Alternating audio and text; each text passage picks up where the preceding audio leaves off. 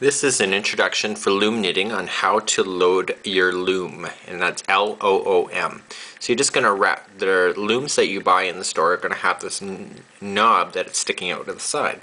So you're just going to wrap it around a few times. And then what we want to do is that we want to wrap this material around each one of these pegs. But what we want to do is come in to the inside of the circle and wrap around and then to the next one.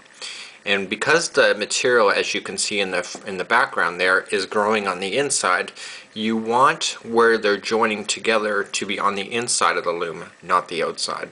So you see the thing. So what you want to do is go all the way around your loom in this configuration. And you don't want to make it seriously tight. You just loosely wrap it, but not too loose that it's going to fall off, but just nice and tight. And you know what? This takes a little bit of practice. I will say this is probably the 5th or 6th time I've wrapped a loom, and I'm getting the hang of it as I go along. So we're going to go all the way around. So I'm going in a counterclockwise position to wrap this loom. Whoops. That's pretty good. I've only fallen off one of the pegs so far. So there you go. So now what we want to do is we're back to this starting, as you can see. So what we want to do is go around again. So we want to move, oh, crikey. So I want to hold it with my thumb. So hold it with your thumb, and just, you want to move these down. So go all the way around. You can use multiple fingers to push these down, because the next row you want to be on top. Okay, closest to the top of the peg. So let's go all the way around again. So wrap.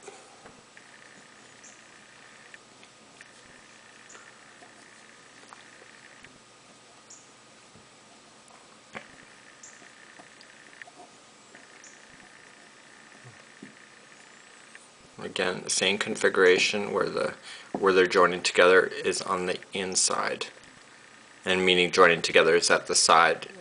You know what I'm saying? Just like so. I don't know how to say that.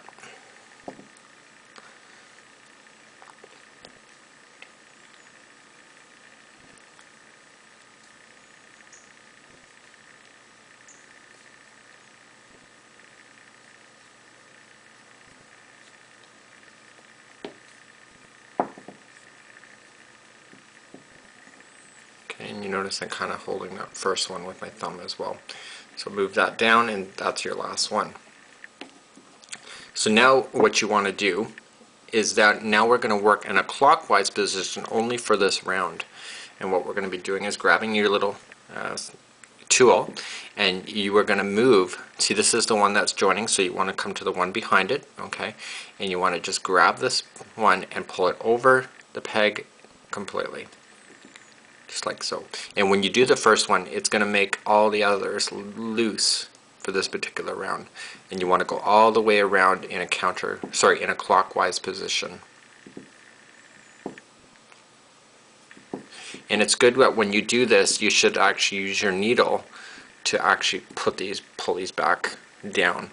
But in this first row, it doesn't really matter too much. But it's a good practice that when you put it over, kind of push down, so then they come. It's not really cooperating with me, and that's because I might have wrapped it too tight. So you do get used to doing this for the tension. That has been my biggest struggle so far, is the tension. So just working our way around clockwise position. You don't even have to worry about the string because it's kind of locked into position with the very first one, as you can see right there. So you can just hold it, go over. And basically, how do you know where to stop? Well, when you run out of the second ones below, right? Which should be at the starting point of where we left off.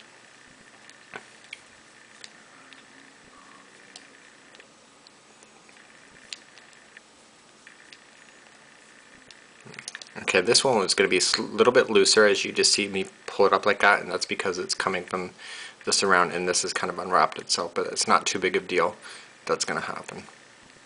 So just over and pull things tight, and move this string to the inside, so you can just use your tool and just grab that and bring that straggler, which I call loose ends, to the inside, and you are ready to go. So all you need to do now is that you're finished off here, so your next one is right above there. So you just lay it over the top and just work your way around, just like so.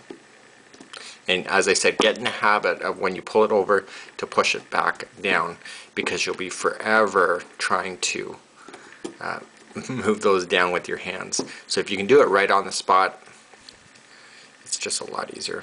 So that's an introduction to looming, and there's so many cool ideas that you can do.